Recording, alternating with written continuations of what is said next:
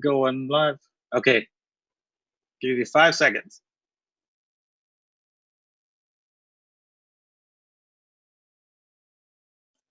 Good evening, and welcome to another edition of Rocking with the Census, our virtual town hall featuring our very special guest, Congresswoman Deb Haaland. In addition, we have some phenomenal entertainment, all focused on inspiring you, your family, and your colleagues to get counted in the 2020 census. I'm Pamela Herndon, your moderator for the evening.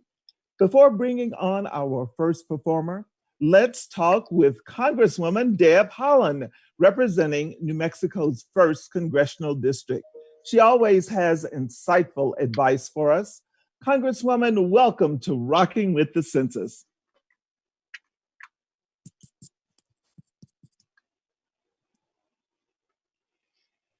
Thank you so much. As you can see, I'm still not with all the technology, but I'll do my best. I'm so happy to be here with all of you to talk about this incredibly important topic. So thanks for having me. I'm ready to participate and really appreciate everyone out there watching this evening. And I think we all can work together to make this happen. Well, Congresswoman, I know that the audience is looking forward to hearing from you. I've been hearing from people all day long, and they said, we can't wait to hear from the Congresswoman. So we've had several conversations actually with people throughout the state asking them to get about how to get counted in the 2020 census. Consistently, the first question that they ask is, what is the census? So Congresswoman, what is the census and why are we talking about the census in 2020? Absolutely. The census is a decennial event. It happens every 10 years and it's mandated by the US Constitution. This means the census happens once every 10 years and is a federally mandated mechanism for counting every single person living in the United States on April 1st, 2020. So it's that one day when we're all counted, but as you can see, we start early, and this time we're going to go a little bit late. But by completing the census, you help all of our communities, your communities, to get out our fair share of funding and resources for things like hospitals, schools, roads, broadband internet, and programs that our families rely on. Congresswoman, you made a very important statement there. You said that we are counting every person living in the United States on April 1, 2020. Well, now, suppose I'm pregnant and my baby is born on April 23rd, 2020. Is my baby counted in the census? Pamela, no, your baby is not counted in the census if it was born after April 1st. But will be counted in a future census. The goal is to focus on a specific day in the year that the census occurs, and that's every 10 years, and count all of the people living in the United States as of that day, regardless of status or citizenship. The target date was April 1st for the 2020 census in order to ensure we have enough resources to accommodate the people living in our country. We need a mechanism for determining how many people are living in the US on that particular day. That's why we have a target date to count every person living in the US, April 1st. This date was also declared as the National Day of Census. Well, now you've raised another question, Congresswoman. What about people who are in the armed services, but stationed out of the country on April 1st? Are they counted in the 2020 census? Yes, Pamela, yes. Military personnel who are stationed out of the country on the National Day of Census are counted in the census. Members of the military receive a census form at their military installation or on a military ship, are counted in the census using the government's administrative records. Individually, they will not receive a census form. It should not be included on any census form mailed to U.S. residents. Wow, but now, why is it important for New Mexico, for all the people here to be counted in the census? Because the census impacts every single community across New Mexico. For example, because of being counted in the census in 2010, our state was able to receive more than $7.8 billion each year for the past 10 years. These funds were used to support programs and resources in our state for the benefit of every person living in our state. In 2020, more than $800 billion will be distributed to states, and we want our fair share right here in New Mexico. The only way to make that happen is to ensure there's a complete count of every person in our state. And I mean every single person. I'm working with the Congressional Black Caucus and Congressional Hispanic Caucus to make sure minority communities are absolutely counted. Well, Congresswoman, you are always a wealth of information. I am just totally amazed. This is great. But one of the things that is of concern now that you mentioned the Congressional Black Caucus is how about African Americans, one of the smaller populations in our state? How do we get them counted in the census? Would you mind, before you answer that question, if we ask radio host and hip hop poet Ebony Isis Booth to tell us how African Americans are counted in the census? And then we're going to come back to you. I would love to hear what she has to say. All right. What's up, New Mexico? My name is Ebony Isis Booth. I am a poet, cultural strategist, and a coach. I specialize in amplifying the voices and experiences of people of color, namely Black folks here in New Mexico. And in the 2010 census, African Americans in New Mexico accounted for less than 3% of the population in the state. And so due to longstanding narratives of the tricultural myth that erases the identities of hundreds of thousands of New Mexicans, we're often underrepresented in public policy and considered an insignificant demographic. Now, dispelling that myth is central to my work as a creative and a community organizer. There's no such thing as an insignificant human or demographic. You count. I count. And so we should participate in the 2020 census to ensure that our voices are heard. So, will you join me? We deserve to see ourselves amplified.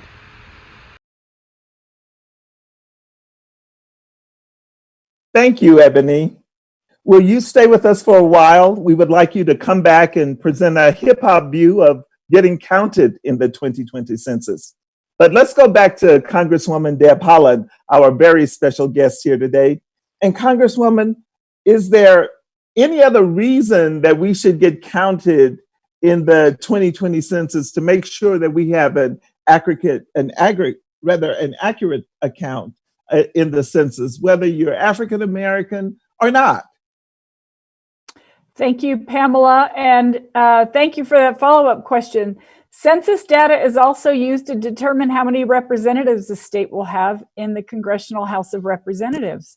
For example, based on the 2010 census, it was determined that New Mexico would have 3 of the 435 House of Representative seats in Congress to ensure the voice of New Mexico is heard in Washington.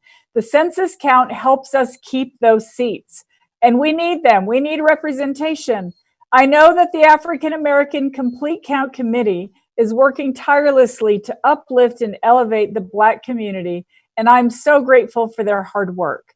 I'm working to ensure that the African American community and all of New Mexico's underserved communities no longer feels invisible and has the resources they need, and the census is one way these communities can make sure they're heard. The coronavirus presents us with a never-before-seen hurdle for the decennial census, but it highlights the importance of a complete and accurate count. Thank you, Congresswoman. Thank you very much for all of those insights into the 2020 census.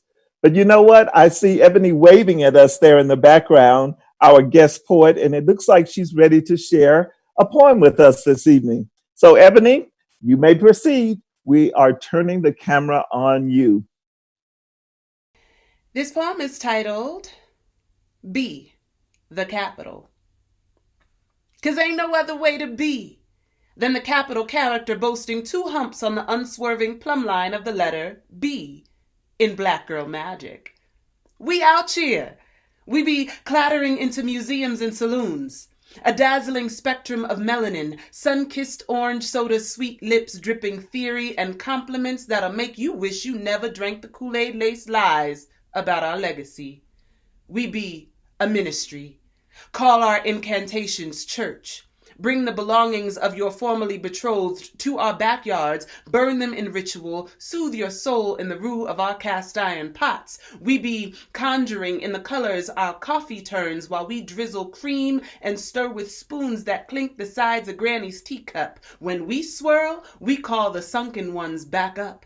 Named them all Lazarus. Our granddaddies taught us when to cock the guns, so we loaded them with black tourmaline bullets. Buckshots embossed the Beatitudes in braille across the backsides of ne'er-do-wells. We be regal. Call our coils crowns, matriarchs in the making, rulers of undiscovered empires nestled at the intersection of bosom, belt, and impure wastes. We be Mamiwata. Bearers of destiny, damming the Nile behind eyelashes, we be sobrinas of adobe dust. Born in love with the wind, so our voices carry loud seeds of wisdom that were whispered to dandelion wishes, manicures polished to glisten. Under sandia sunsets, we sip mango nectar from mason jars and spit watermelon seeds into the Rio Grande.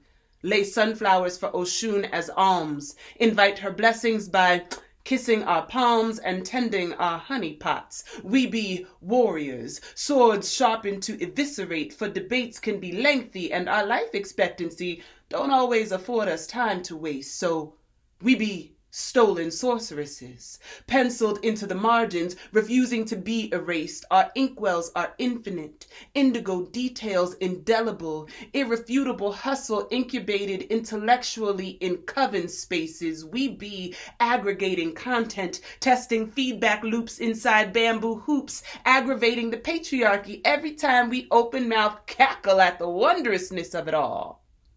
Rare and precious, few and vital, incumbent on your liberation, significant, here, always been. Magic. Thank you. Complete your census. You count, so you should be counted. Ain't no such thing as an insignificant demographic. We out here. Oh, thank you, Ebony. That was absolutely awesome. You know, it's always really, really great when you come and present one of your poetry to us. So thank you again. So, Congresswoman, you know what I'm wondering about now? I'm wondering, how do we ensure that immigrants and refugees are counted in the 2020 census? I think I hear some music that may come from the immigrant community. I do. It makes you want to dance.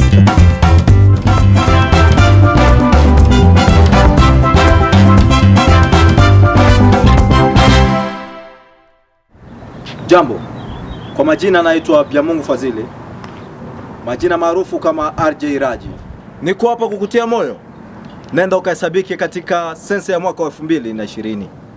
Haijalishi hali, mapato yako na umri wako kwa wewe kujisajili katika sensa ya mwaka huu wa 2020. Hivyo basi, nenda katika website hii au pigia nambari hii leo, hivyo utakuwa umemaliza kujisajili. Hivyo basi, inachukua dakika 5 tu kwa kujisajili, na ukifanya hivyo utakuwa umeleta utofauti katika jamii. Tafadhali kaorozeshwe hii leo. Well, Congresswoman, you know, I have to remember to put the music down, and that was an awesome Swahili video talking about the 2020 census. I would like to thank the African refugee community for the presentation in Swahili, no less. But Congresswoman, I want to get back on point. So, you know, confidentiality is important to members of the immigrant and refugee community. They are concerned about the information they are being asked to provide on the census form. Will you help us, please, to understand who has access to the information that is provided on the census forms, and how will the information be used? Congresswoman, how confidential is the information that is provided on the census? Pamela, that is such an important question. And I just want to assure everybody that all information collected during the census is protected by federal law, and information is kept safe and confidential. The census is safe to fill out online, by mail, and hopefully soon in person again. Census data can only be used for statistical purposes. Personal information cannot be used against individuals in court or by a government agency. So I want everyone to feel rest assured that their information is safe. So, Congresswoman, what type of safeguards or protections are involved when a person completes the 2020 census? Thank you, Pamela. That's equally as important. There are strong protections and safeguards against disclosure and misuse of census data. For example, Title 13 of the United States provides that your information is protected. In fact, every Census Bureau employee takes an oath to protect your personal information for life. And any violation of that oath comes with a penalty of up to $250,000 and or up to 5 years in prison. Wow, those are pretty hefty fines and penalties. So I would think people really would want to protect the census information. But another question that is often asked by members of the immigrant and refugee community is there a citizenship question on the census? Thank you, Pam. There is no citizenship question on the census, and no one will be asked about their citizenship status. Citizenship status is not a factor as we look toward providing a complete count for the 2020 census. Remember, we just want to count who's living in the United States on April 1st, and everyone counts in the 2020 census regardless of their citizenship status. Wow, thank you, Congresswoman Holland. The information you have provided should absolutely make our immigrant and refugee communities feel more comfortable and confident about completing the 2020 census. I just have to say thank you again. You know what? I hear some more music. Let me see if I recognize it. It's gospel music, Congressman.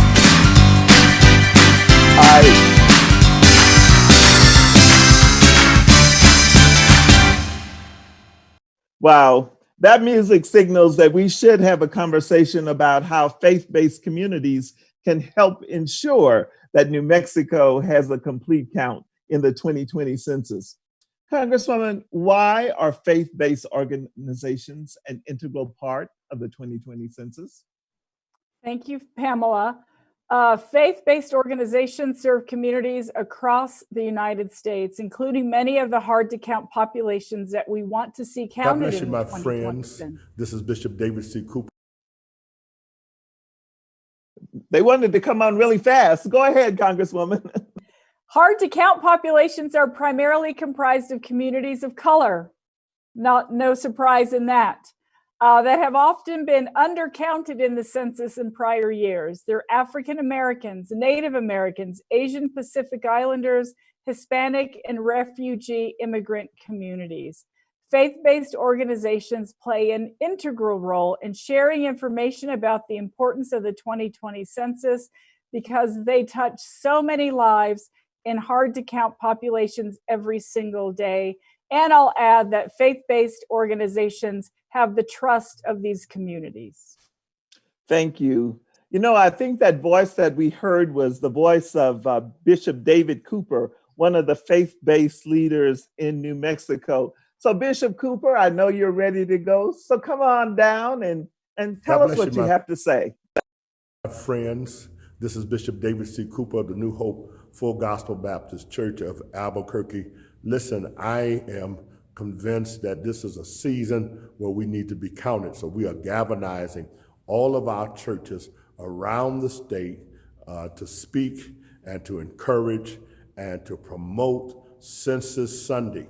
Every Sunday in every pulpit across this great state of New Mexico. We will be passing out information. There'll be information in our bulletins, information in our announcements. Our pastors are being encouraged to share the importance of census so that we can make sure that every person is counted. And so we're going to do that every Sunday in every African American church in this state. We're encouraging our Hispanic brothers of faith and our Native American brothers of faith and even our Anglo brothers of faith to make sure that we are all pushing Census Sunday every Sunday so that we will be counted. Well, thank you, Bishop Cooper. And I know that if we get every faith-based organization to commit to having their congregation fill out the census, it will increase our numbers. And therefore, we will be working very closely with faith-based organizations to help ensure that we have a complete count in New Mexico. Thank you again, Bishop Cooper, for joining us this afternoon. But Congresswoman, there was this conversation, and I'm picking up on what Bishop Cooper said, that there's a concern about the rate of response to the 2020 census. Do you happen to know what is New Mexico's response rate to the census thus far? Thank you, Pamela, and thank you so much, Bishop Cooper. Look, as of May 4th, New Mexico's self-response rate is 44.5%. The national self-response rate is 56.6%, which means New Mexico is doing good, but we have to do better. We have to do better. And so I hope everyone can help us get our response rate up. In fact, Los Alamos County is leading the nation with the highest self-response rates. Although the state self-response rate may seem low compared to the national average, it's partially due to the many unique obstacles New Mexicans face, including update, leave, broadband access, and more. As for two of our neighboring states, Colorado's response rate is at 59.9% and Texas is at 51.2%. Well, we do have our work cut out for us. I absolutely agree with you on that. I see that our musicians are telling me that there's some more music coming, so lots of things are going on.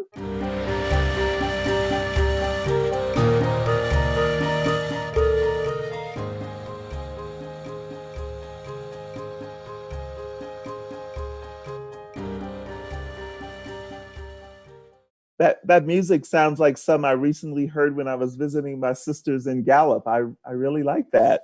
So, Congresswoman, the response rate in the Native American community seems to be fairly low right now. What do you think is contributing to the low response rate in Native communities? Pamela, Native communities have been hit extremely hard by the coronavirus. I think we've all read that in the news. And although Native Americans comprise only about 11% of our population here in New Mexico, the COVID-19 infection rate has been as high as 53%. This poses some unique challenges and barriers to achieving an accurate census count. Due to COVID-19, the Update Leave program was suspended just 4 days after it began. This means nearly 20% of households have not received their official census invitation or unique census ID. New Mexico has one of the highest concentrations of areas where the Update Leave program is being utilized. For example, Catron, Rio Arriba, and Mora counties have nearly 100% Update Leave households. This means that some New Mexicans don't have the resources they need to complete their census. Our goal is to make sure that once Update Leave is completed, we must make sure that the affected individuals complete the census forms and are counted.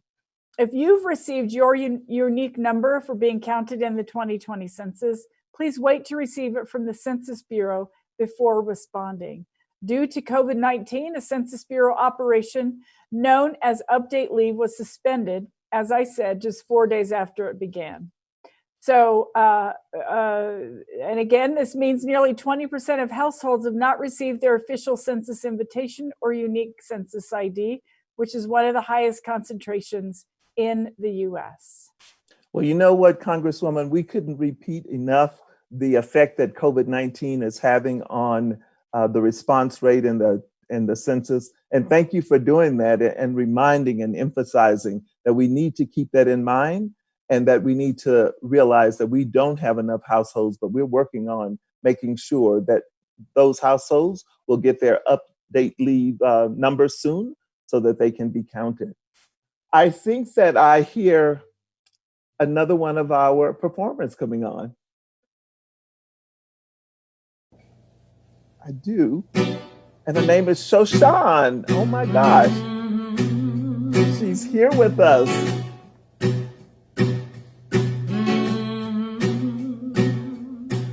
Grandma's hands clapped in church on Sunday morning. Grandma's hands played the tambourine so well. Grandma's hands used to issue out a warning. She'd say, Billy, don't you run so fast. Might fall on a piece of glass. Might be snakes there in that grass. Grandma's hands. Grandma's hands soothe the local unwed mother. Grandma's hands used to ache, sometimes it swell. Grandma's hands, oh, they lift her face and tell her, she said, baby, Grandma understands that you really love that man. Put yourself in Jesus' hands. Grandma's hands.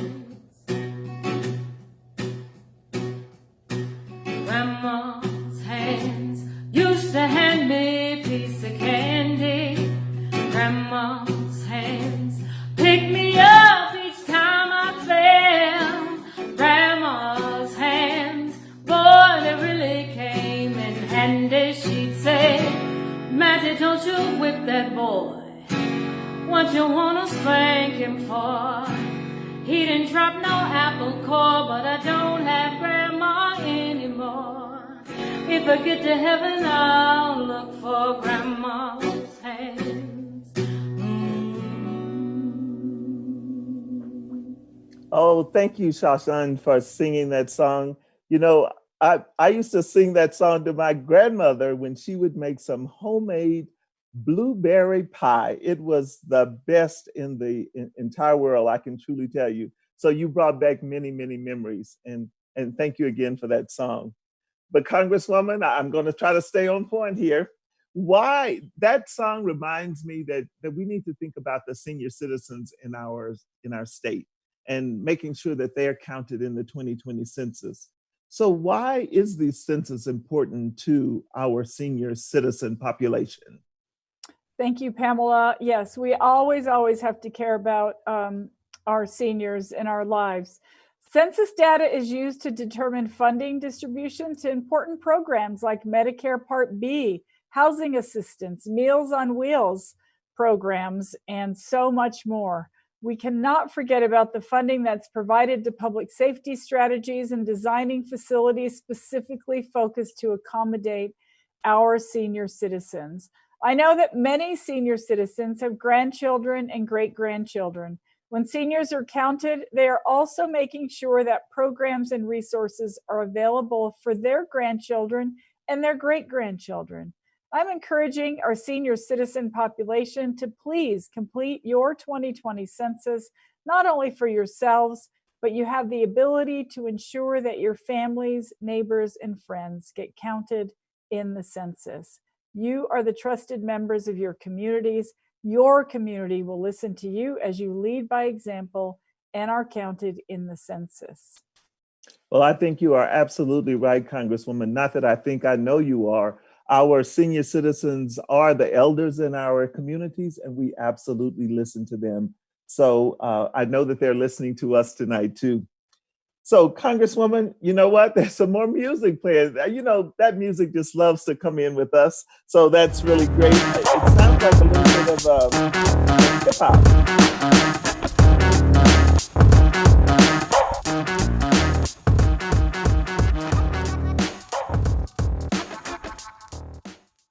Well, with that music, Congresswoman, it sounds like we should transition our conversation to college students and to education as we look at the importance of getting counted in the 2020 census. I think there are some students who are here and they have something to say. Let's listen to them, Congresswoman.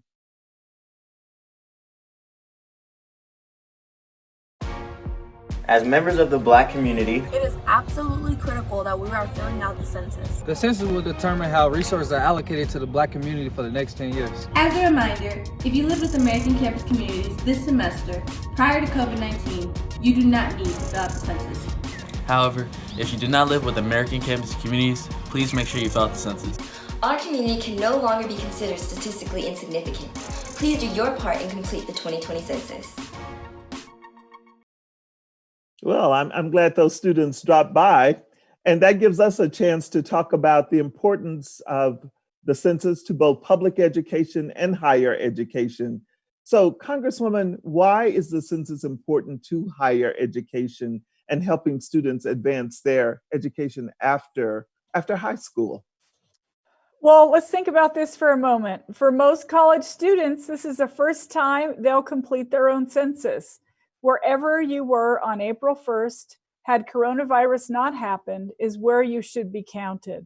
So even if you were home by then, if you would have been living on campus and near your school, you should count yourself for that location. If you live off campus with roommates or by yourself, you will need to respond to the 2020 census.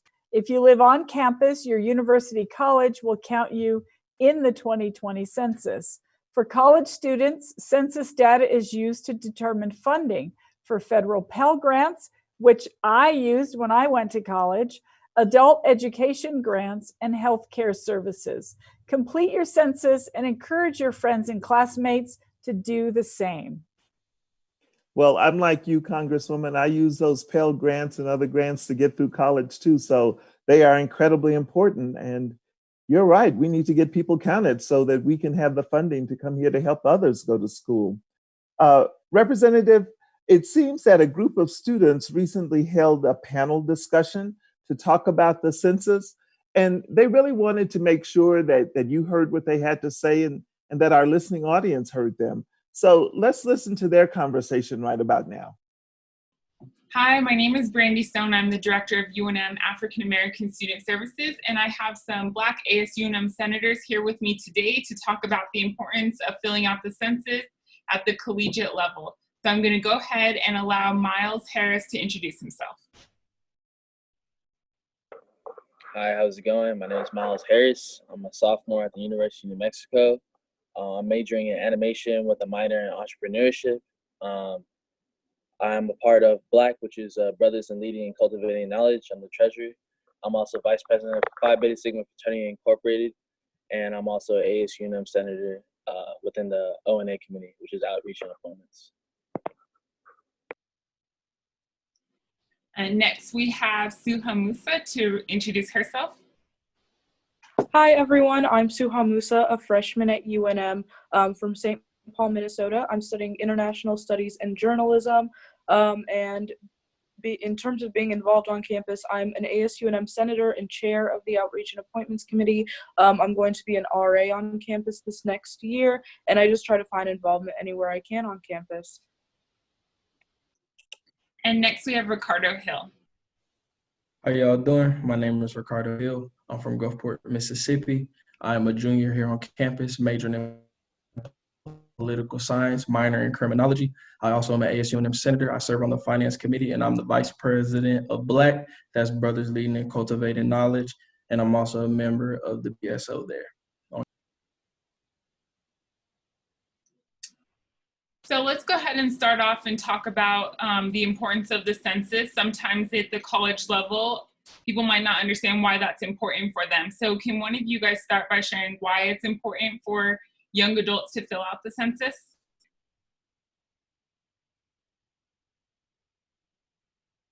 Yeah, so I think it's really important that young people fill out the census just because a lot of the time we hear about a lack of involvement of young people across like the political board. And so I think being able to like fill out the census not only makes sure that you're counted, but allows like for participation and making sure that like in the future you feel like your voice is being heard by your government and that you're like a necessary part, and that you realize that like you're one person like filling out that census does mean a lot for what it can do for yourself, for your state, and for the United States as a whole in terms of an accurate count, funding, and so much more.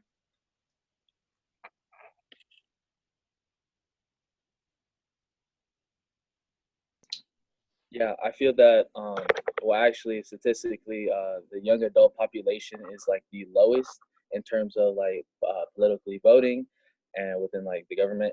And I feel that, so like if you're trying to like help out, you know, your communities of like what you identify with, and like to get your message across and to know that your voice is heard, better participation of that within like the young adult range would be better for everybody.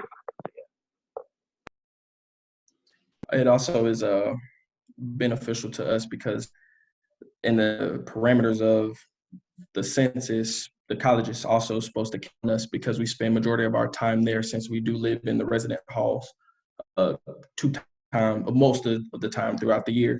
And that's very important for college students because since we spend majority of our time there, that funds that is allocated there through our voice, through the census, can directly have funding go to our communities and our needs. And that's a way for us to speak and use our voice so we can get that representation and that funding used correctly to benefit us.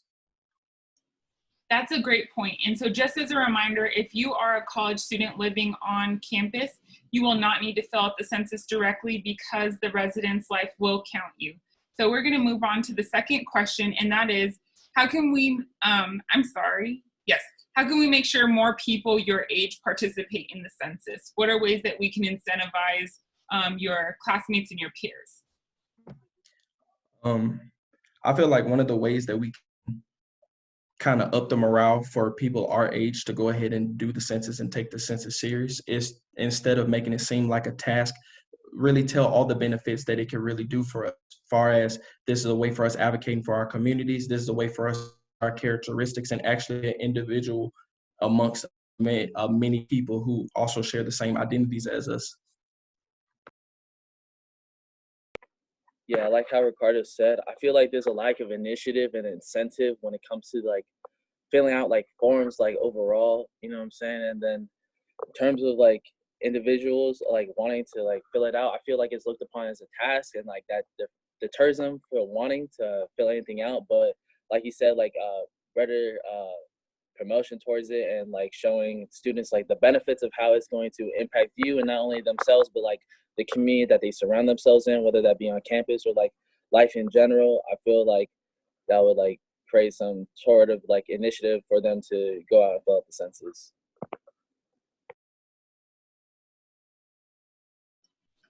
Great.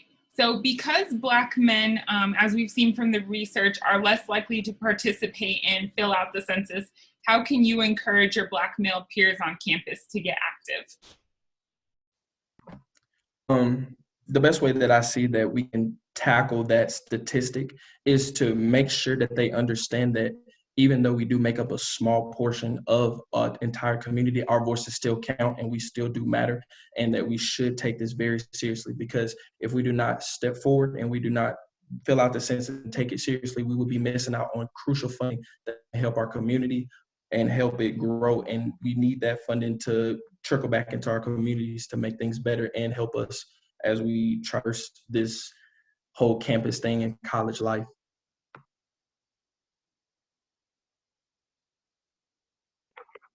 Yeah, like Ricardo said again, we're a small population, especially on the campus of UNM. And like on top of that, I feel like the amount of like promotion of like discussions with Black men, like having talks with them about like how important it is to effectively impact your community, and like a simple way of just filling out a form, I think will go a long way. So like just like better, like more initiative and like promotion towards like certain communities that like don't necessarily look at the census.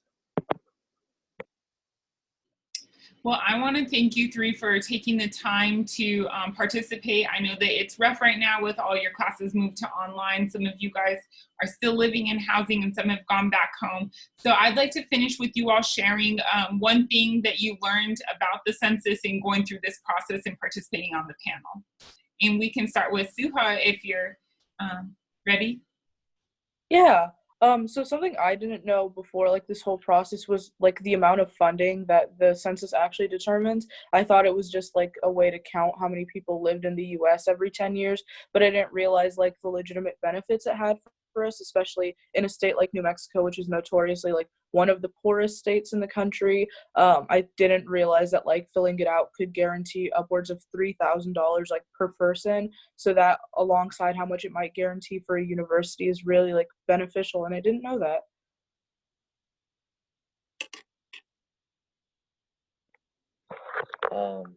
Something that I didn't know was so like I'm mixed, so I didn't know that if you go on the census and you click like the to or other tab, that it puts you into like this very low like 2 to 1% like percentile of where your population goes, and it doesn't actually like knock off like both brackets of what ethnicity that you identify with. So like that was like one thing I didn't know, and they totally fund you in like a portion of 2 or more, other than like in my case like Black and then Asian American. One thing that I learned while studying up on the census and being here today was I didn't understand how big of a gap it was between minorities and other ethnic racial groups in the United States. I didn't understand how big those gaps were and exactly how important it is for us to make sure that the numbers are as accurate and we're represented as best as possible, because that funding is very important. Thank you so much. Do any of you all have any additional comments you want to share? If I could just say anything overall for this whole thing, for me, it would be that if you are African-American male, that you do matter, you do exist, and no matter how small you feel that your voice is, this is a great tool for you to get it out there, to share it, to make sure that your community is heard, that you're heard, that the people around you come together, because we need that more representation out here and make sure that our numbers are represented. Yeah, kind of just to go off of that a little bit, it's important to recognize like the benefits of this in the long term. Like, yes, it might be a menial task over like an hour maybe to fill it out, but its benefits last at least 10 years, if not longer, when you fill it out again. And I think that's really important to take into consideration when it matters for who we vote into office, making sure that we have accurate representation by using like hopefully accurate results from the census, and so much more to make the African American community and like the smaller like Black male community who's less represented feel as if their government is working for them and as if their country is working for them.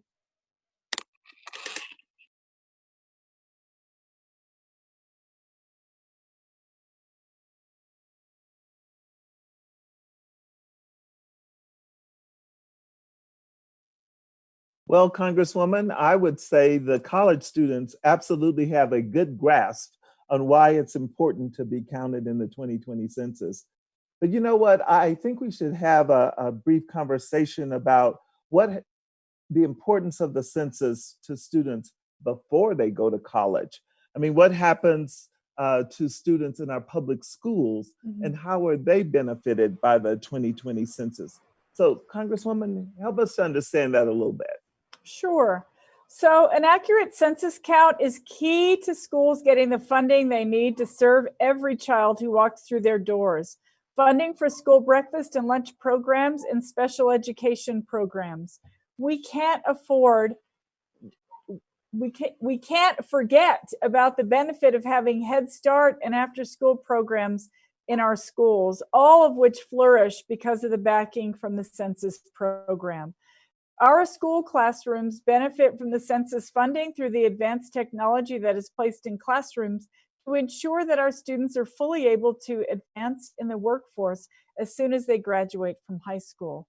All of these resources are available when we have a complete count in our state and funding is allocated to accommodate the needs of our schools and our students.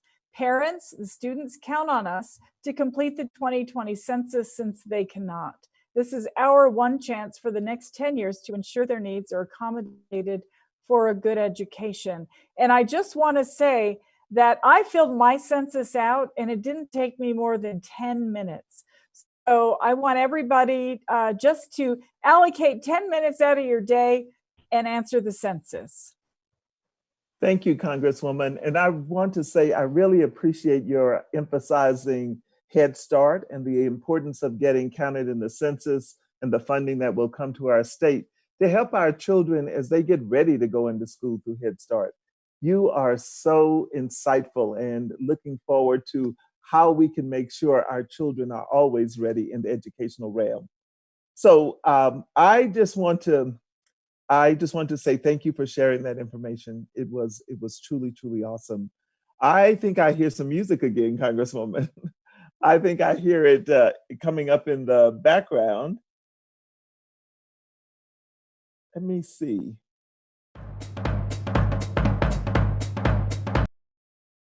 It looks like they're dancing in the background, but they won't play their music for us, but that's okay.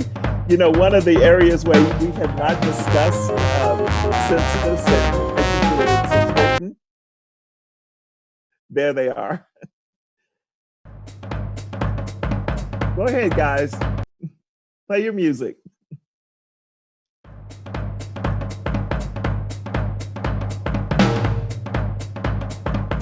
Don't be shy.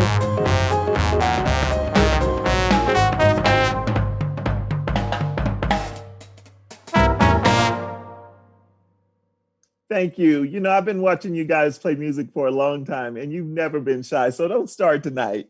You know, Congresswoman, the one thing that we haven't talked about really is about how do we get Black men counted in the census? That seems to be an area where there is a dearth of lack of numbers. So African American men are often undercounted in the census for various reasons. So before you answer that question, let's watch this video and see what the video and the people in that video are saying about it. 3/5. That's all we were counted for. We were voiceless. But then, time for you and me to fight for ourselves. I'm here to say never again. We stood up. For freedom and human dignity. Sat down. Spoke up. Pave a road that will last forever. We were heard. We mattered. We were counted. As the Air Force we were counted on. And proved to the world we should never be counted out. We are stronger than we have ever been before. But we are not done. Which is why we need to be counted in the 2020 census. So get up, stand up, rise up, turn up, show up. Make it count to harness more money and power back into our community. Make it count for more money for education, healthcare, roads, and disaster relief. Make it count for our kids and the generations behind us. Raise your hand, raise your voice. Get counted and make sure your family and friends are too, because we're all counting on you. Wow, I like that too. You know what, Congresswoman, before we go on further, I just want to encourage people who are watching us this evening to submit their questions in the chat box, because we'll be happy to answer them, because they could not have a greater person here to tell them about the census than you. And you have provided such sage advice all night long. I just am really, really thankful that you are here with us this evening. But what can we do to ensure that African American men are counted in the census?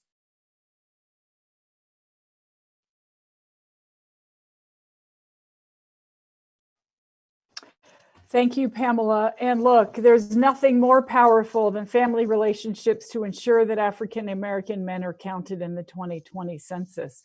We must encourage grandmothers and mothers and children to encourage the men in their family to be counted in the census. They are as important as every single one of us, and they absolutely must count. And Representative Holland, we just saw that video, but I also know that there are a group of African American men and one woman who recently met to discuss some ideas about the census. Could we just take a moment and listen to them too? All right, so let's see where they are. Being here. My name is Teresa Neely, and I am a professor at the University of New Mexico, and I will be moderating this panel today on the importance of the U.S. Census for men of African descent, specifically in New Mexico. The first guest that we have today is Ms. Tweet Twisted. She's a master barber, cosmetologist, and instructor here in Albuquerque, New Mexico. Tweet, can you tell us a little bit about yourself and how you ended up here?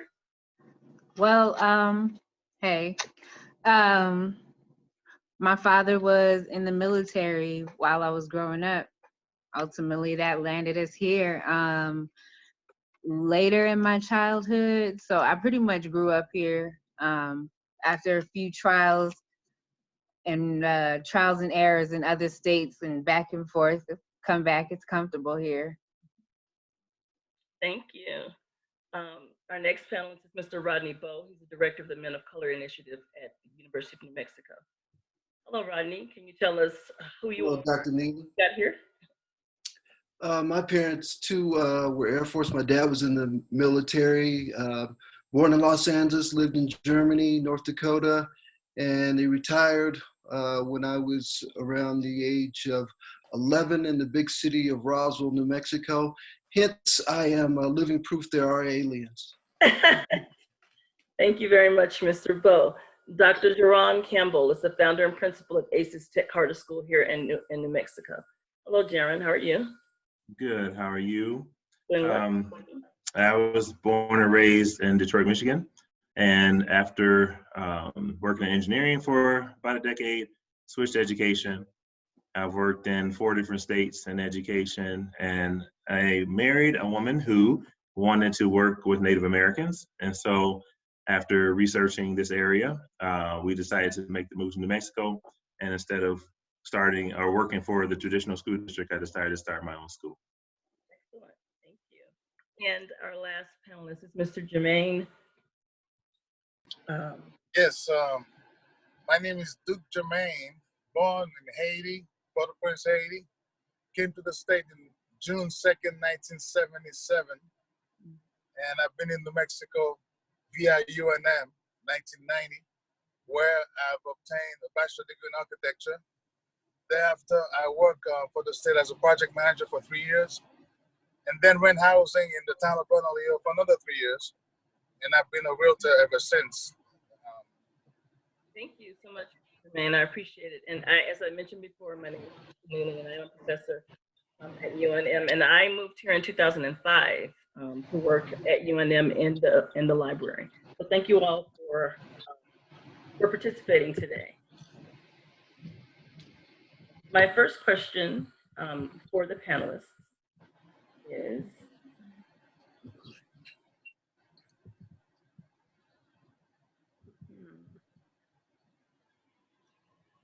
that is not my question. So can you tell me why each of you in your own way, from your own community perspective, how important is the census for African American men and boys to be represented?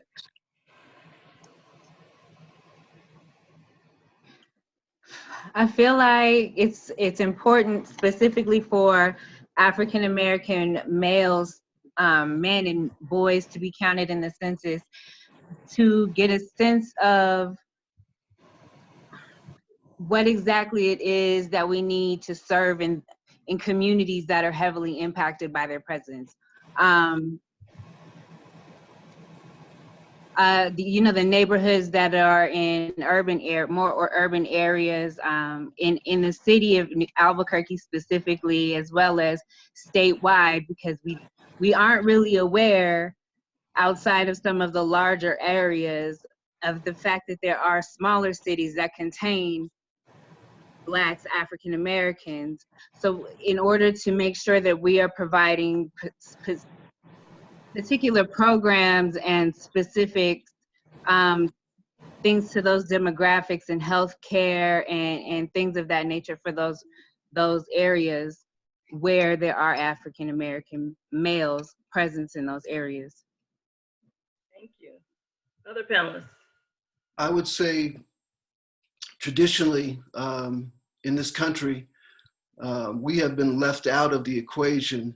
And for us now to get the funding necessary to support our community, especially Black men of color, Black men in particular, we need to actually get counted so that we can have these funds specifically tied to this community. As I was saying, healthcare is one aspect, but education, to make sure that we have the facilities in our community, to make sure that we have books and services that will help us. And another place is in the criminal justice system, to make sure we are represented in the criminal justice system in funding, to make sure that we are protected in any of our future endeavors through the census and its funding. So that's just a start. Thank you. Dr. Campbell, would you like to address the question? Sure. I guess given what's already been stated, I can talk more from a political perspective. We know that in theory, and by definition, the census is part of the Constitution. It was considered that important even at that time. And so technically, getting an accurate count of every demographic group, in addition to the total population of every area, every state, helps you to get the representation that you're supposed to get at the state, local, state, and federal level. And we know that representation matters, not just with the laws that are passed, but also with the funding that's distributed from the government. So both areas are important. You want your representation, your representatives at every level of government to have your best interests at heart when they're creating laws, but also you want to make sure that when the local, state, and federal governments are giving out distributions of public funds, that you get your equitable piece of that money. And so those are two other important reasons why every group should be represented. And if you're in an underfunded, underrepresented group, you definitely have just that much more incentive to make sure that you're counted. Renee, would you like to address the question?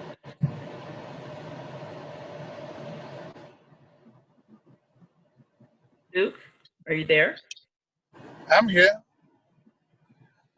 Technically, I'm just using educated guess. It's a way to take count of the population of a particular area, so they can have reinvestment in the property, in tax dollars, in any kind of governmental support. So I think it's important to have a real count of who and where is living in a particular area, communities, localities, and state. Thank you. Second question, how many of you have actually filled out your census? I have. I have. Excellent, I love it, okay. And a final question, just to try to kind of pull it together. And this is for each of you. Why is being counted important to you as a man of African descent in New Mexico? For you as a father, for you as a business owner, for you as a K-12 educator, or for you as a female who works in a historically male-dominated profession? How do you feel it's going to impact you specifically? Already being in a profession that is very heavily dominated, because I chose to take up in a barbershop as opposed to a salon, just kind of makes it so that as an African American woman, it could be seen that women are also being very more welcome openly into the profession of barbering, razor handling, and such, with men and grooming in specifics. So being counted as a female African American barber, I think that it just kind of lends to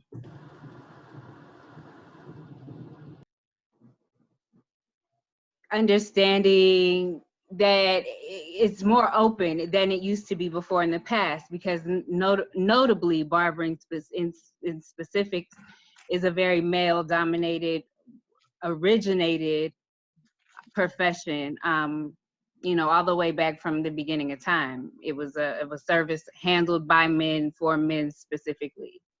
So now that opening the doors and making it seen that women are doing this as well, inspires more to jump into this profession as opposed to believing that they can only do women's services.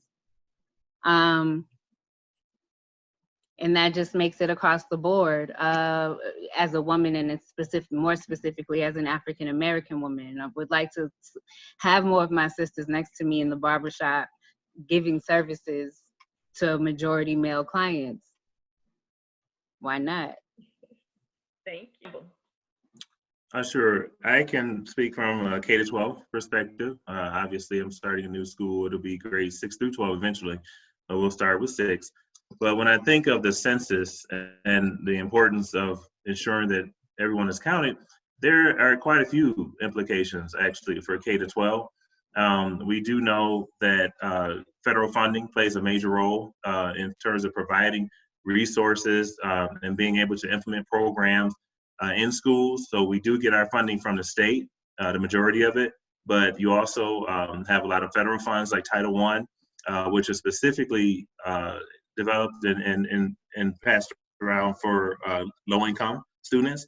We know that people of color represent a large portion of the low-income people in the country throughout our major cities especially. And so being counted actually has a direct impact on the funding that we receive, the types of programming we're able to provide with that funding. So when you think of tutoring programs, when you think of special education programs, even Head Start, is tied to funding. And so when they being the government, decides where does this funding go, the first thing they look at is the census, and those types of measures to see who justifiably will receive these funds. And so the greater your count, the more accurate your count, the more likely that community, that particular school even, is going to be able to receive the funding they need to use.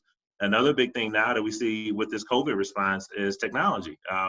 That's a huge gap in our community. And again, when we talk about who can we provide technology to in terms of internet service, in terms of devices for children, you want to make sure that you're represented in those numbers, and therefore you'll qualify to receive those services, those funds, and whatnot. So, you go to free lunch, transportation, all these things are tied to our numbers, and the way that we justify asking for those funds and receiving those funds is through things like the census and other mechanisms around counts, and where those families are in terms of income and things like that. So it's very important. Thank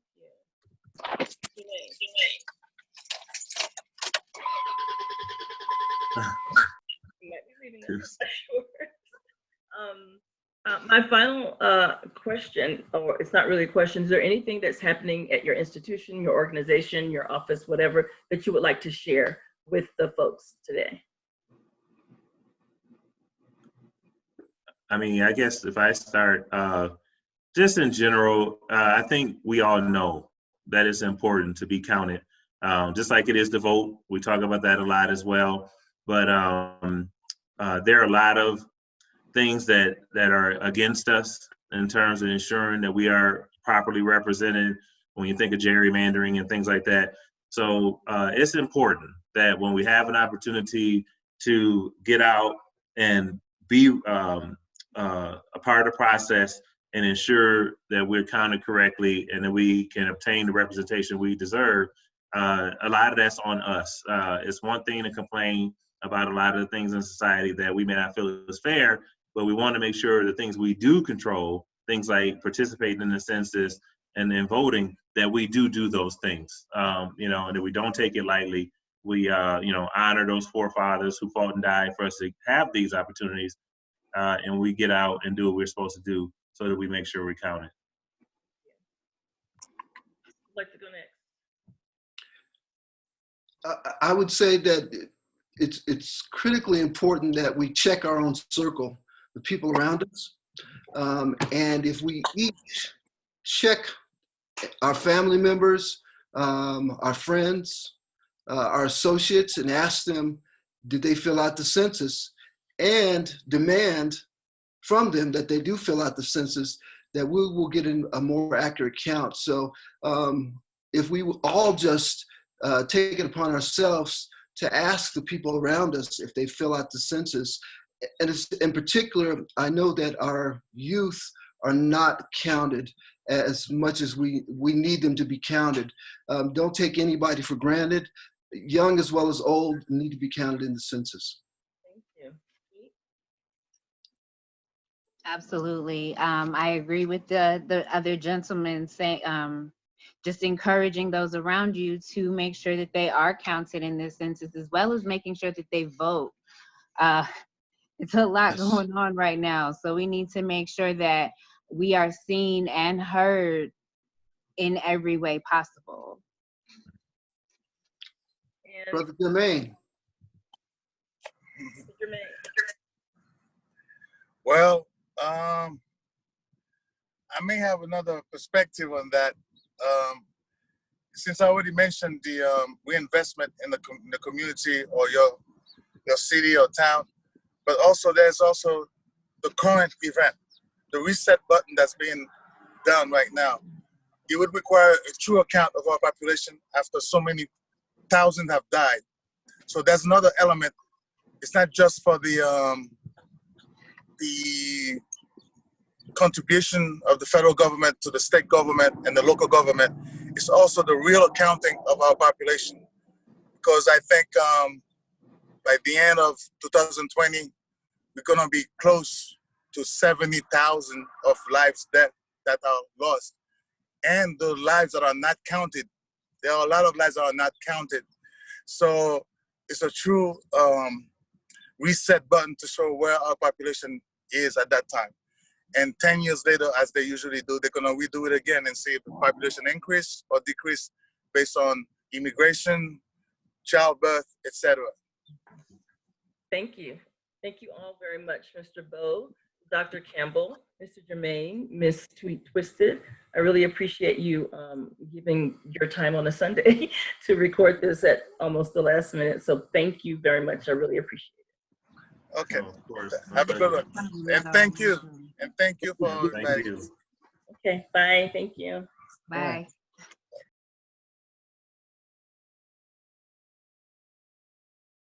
Well, I want to emphasize too that we are really thankful for that video and the time that you took to record it and to present it here for us and for the audience to learn more and more about the barriers sometimes that African American men face when trying to get counted in the 2020 census. The video actually did provide an interesting perspective, rather, on what is happening with respect to African American men and getting counted. So again, thank you for presenting that video for us this evening. It was truly insightful. Congresswoman, you know, I think that there was a recent New York Times article that also gave some information about African American men. Could you tell us a little bit about that article? Yes, and thank you. Also, that panel discussion was extremely informative, and that's what we need to do, is keep these conversations going. But look, based on that recent New York Times article that I saw, according to the Census Bureau, there were a little over 7 million Black men, 25 to 54, who were not incarcerated in 2010, and 8.5 million Black women in this category. The difference between these two figures leads to the headline of 1.5 million missing Black men. This basic analysis shows the work we must engage in to ensure that African American men are absolutely counted. Thank you, Representative. And we are going to do our best to make sure that we absolutely find those 1.5 million missing Black men and to get them counted in the census this year. And I hope they're all counted in New Mexico. So I have a surprise for you. I know that you are a great fan of Hakeem Bellamy, Albuquerque's Poet Laureate. And guess what? He's here tonight just for you. And you're right, I love Hakeem Bellamy. And so he has a poem that he's going to perform for us, and we couldn't be happier to have him. So Hakeem, I'm going to turn the video on you. The Congresswoman is waiting to hear from you. Hello, hello, hello, hello, New Mexico. It's your boy Hakeem B, beaming in, dialing in, teleporting in to the virtual town hall with my favorite House of Representatives, Congressman Deb Haaland. Of all 272 of them, or what the number is, she is my favorite. I'm a super fan. Hi, Deb. And then to all of you who I am super fans of, because you have undoubtedly already filled out your census. And if you haven't, it's a good time to. It's a good time to right now. In fact, don't listen to this poem. In the time it takes you to listen to this poem, you could fill out the census on your mobile device right now. This will be available sometime later on the internet, like everything else in the perpetuity. But I was asked to share a poem tonight. I want to shout out to Pamela Herndon for asking me to be here this evening with you all and to share a poem about uplifting Black men. So let's do the thing. Let's do the thing. I'm happy that y'all are taking time out of y'all schedules to kind of still make people like me believe in democracy, and in being counted. And so this is for all of you, because when you're counted, you're no longer alone. Think about it. So this particular poem is from a suite of poems that I did for a one-man show that was called Black Mantra.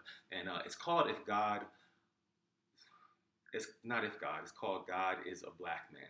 And, this is not, I'm no religious scholar, I'm no theologian.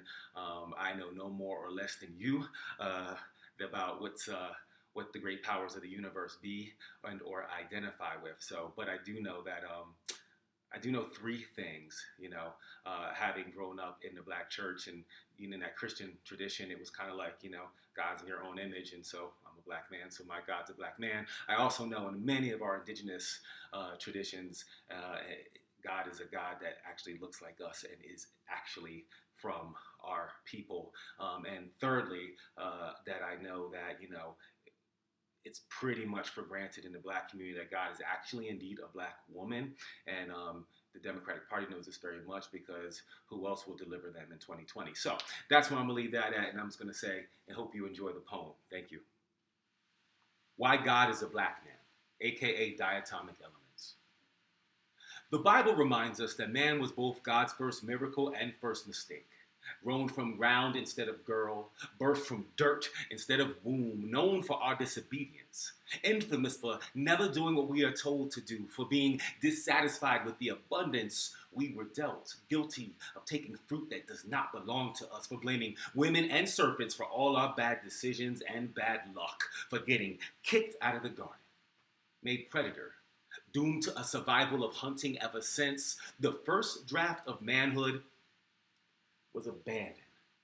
3 letters, D-A-D, both invisible and omnipresent, the prototype of all our relationships, or lack thereof, with our fathers ever since. The second draft, ironically, son of man, barely 34, when his single mother and her then boyfriend mourned over his sacrificial body after state-sanctioned violence made a public execution of him before he had the opportunity to make a miracle in his own image. The Bible reminds us that man is broken over love and lust, or lack thereof, why fathers and sons are so far apart, why so many sons are left praying for fathers they've never seen, and why so many D-A-D D, consider their sons God.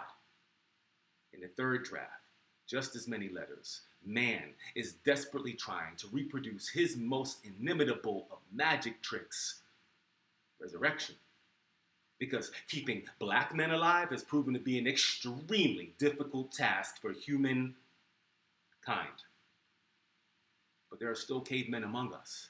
A rough draft of our best selves curled up and sucking our thumbs in the man caves burrowed in the center of our chests, unequipped with wounds to hide us from the good books and bad reputations that make us who we are, the punishment and the privilege we've been conditioned to endure, the isolation of manning up to both the great and grave expectations and all those books of the Bible named after us: Isaiah, Jeremiah, Ezekiel, Obadiah, Micah, Zechariah in them, whether inside or outside Eden. And Adam is a lot like a human. They usually prefer company to being alone.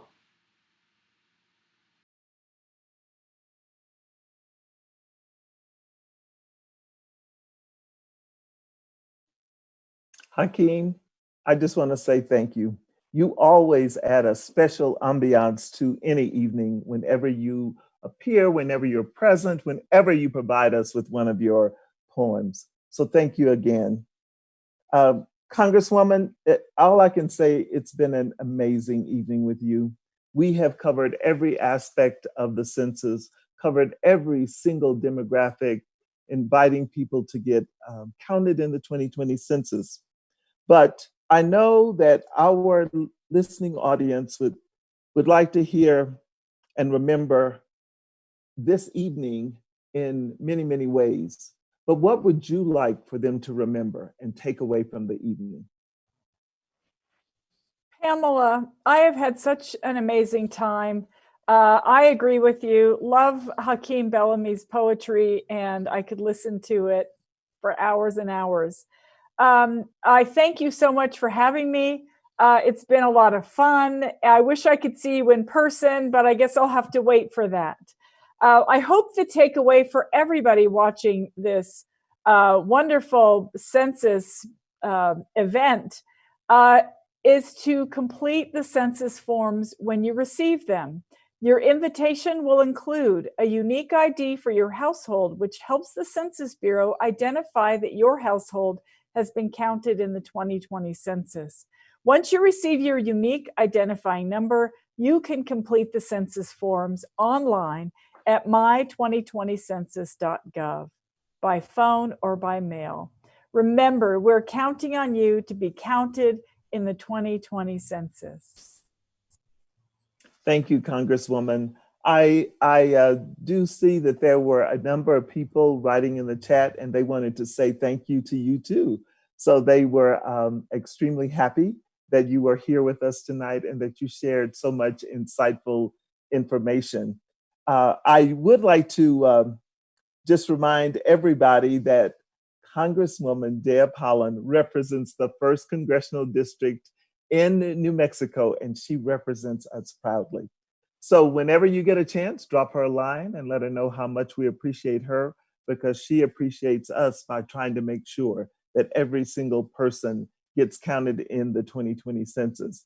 I'm trying to check, Representative Haaland, before we say goodnight, if there are any questions in the chat box, and if there's anything that anything else that our listening audience wants to ask about. I do know that there was one comment by, it looks like it was by Patrick Barrett, and he was saying that what he wants the community to take away from what they saw tonight was that there should be no reason to be afraid of Black men, that they put on their pants one leg at a time and want to be counted, and that they care for their families just like everybody else. And Paige Best says that she has some good news for us. She says that Bernalillo County is right now at the 60% response rate. So I just say thank you, Paige, for sharing that information with us and letting us know that the statistics have changed even as late as today. But again, I want to say thank you for rocking with the Census with us tonight and with our special guest, Congresswoman Deb Haaland, representing the 1st Congressional District of New Mexico. Remember to go to 2020census.gov and get counted. We want to thank all of our sponsors, you should see them on the screen, that helped us prepare for tonight's presentation. And we also want to say thank you when you get counted in the 2020 census. You should see a slide right now that will tell you about special giveaways to you when you tell us that you've been counted in the 2020 census.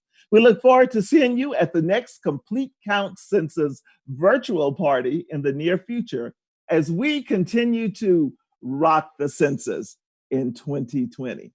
All right, let's see if we have some going out music. I think it's Dee Brown. Oh my gosh, Dee Brown, an amazing musician, is here to provide us with some music to go home with. Take it away, Dee Brown. It's all yours.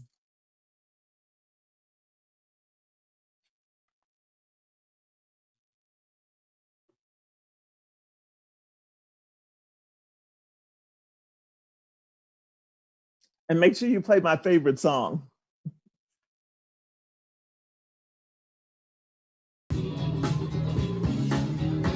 That's it. Thank you. Okay, we're on to Dee's video.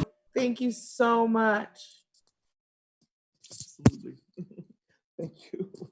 Take care. Always good to see you guys. Thank you so much for including me. Thank you. And I want to thank your team too. Yeah, they were awesome in helping. Okay, bye. All right, I'm going to sign off, Nicole.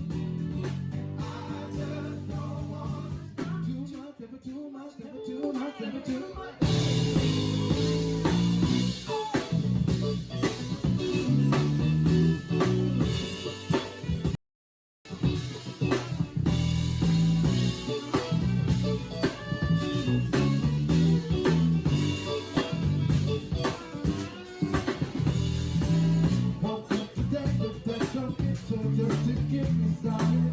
I called you up, but you weren't there.